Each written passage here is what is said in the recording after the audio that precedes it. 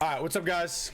It's Coach D Ward, video 1 in our 4-video series on forming a mentality for entrepreneurship or stepping into your passion. So this video 1 is going to be focused on overcoming fear. I believe in order to first overcome fear, you need to identify where fear stems from. Is it monetary fear? Is it relational? Is it the fear of the unknown? Is it coming from someone else's perspective? Is it the fear of failure? Right? Identifying those fears and understanding where those fears come from is the first step that you can take to overcome those fears. I had a lot of fears, fear of, man, I'm not gonna make enough money. The fear of, my friends and family aren't going to accept what I'm doing. The fear of, is this really what I'm supposed to be doing? How am I gonna find an apartment? How am I gonna move to a different state? Identifying that area where your fear comes from is the first step towards overcoming that fear. You might just sit down and meditate for an hour and write these things down. My fear is monetary. How much money do I have in my bank account? How much do I need to survive? How much do I need for rent? If it's fear from a family member, your family member's scared. They're like, hey, I don't think that you should be doing this. Maybe you should wait a little longer. And then that fear starts to creep in your mind, starts to overtake you. Identify that, have a true conversation. Now, after identifying that fear, there are some ways you can take to crush that fear, right? And make your first move. The first, I believe, it's knowing that you are predestined to be somewhere, to be doing something. You have a calling placed over your life. If you feel like you have that calling, if you feel like what you're doing at this moment isn't what fills you up, it might be what's paying the bills. It might be what's, paying the car note. It might be what's putting food on the table.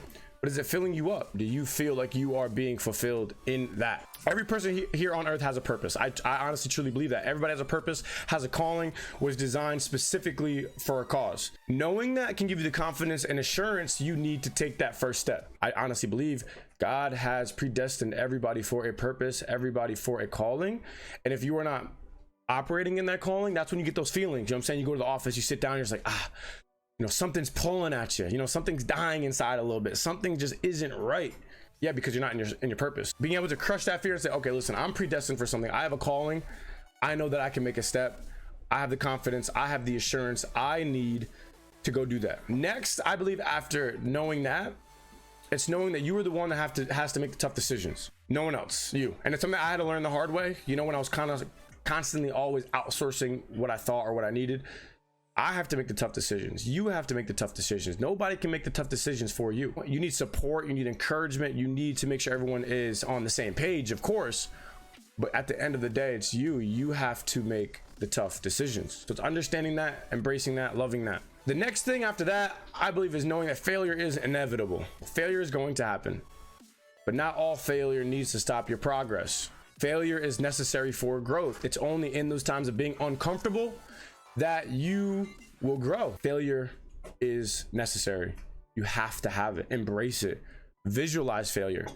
Visualize yourself in that setting, and then visualize yourself overcoming that fear, right? Visualize yourself being broke, and then visualize yourself coming out of being broke. Visualize yourself having no one watch you on your stream, and then visualize yourself having 100 people watch you. After you start kind of making that your mentality, you start learning like, wow, I actually, I can do it.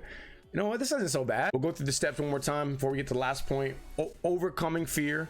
It's 1, identifying where that fear comes from. Next is knowing that you have to make the tough decisions. 3, failure is inevitable. Embrace it, love it.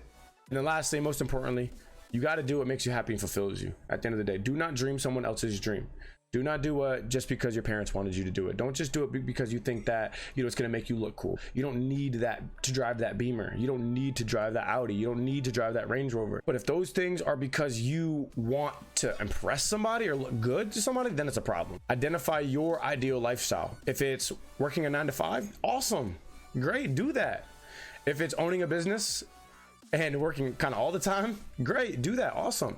If you don't want to work and you want to build a big business so you don't ever have to work again, then do that. Aim high, don't doubt, and make sure it's what fulfills you, not appease the opinions and thoughts of others. It's your life. Live your life.